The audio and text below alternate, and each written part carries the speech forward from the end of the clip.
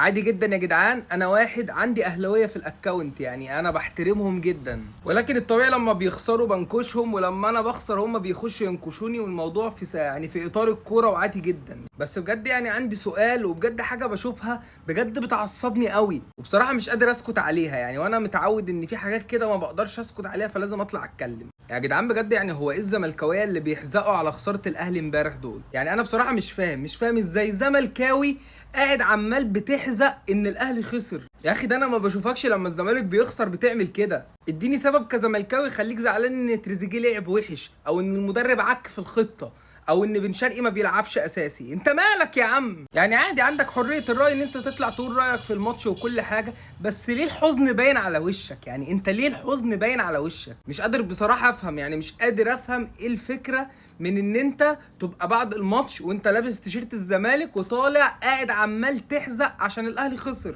خلي بالك يعني انت حتى كواحد اهلاوي وانت بتتفرج عليه، صدقني هو ما بيبقاش فعلا زعلان او متضايق عشان فاهم انت، يعني انت تبقى مبسوط بيه. هو بس بيعمل عليك فيديو، فاهم انت، يضحك عليك بكلمتين عشان انت تروح رازع له اللايك وبتاع، فاهم، في الفيديو يتشاف، فيتقال عليه زملكاوي محترم وبتاع. صدقني كلمة الزملكاوي المحترم دي ملهاش علاقة خالص بان انت تطبل للاهلي.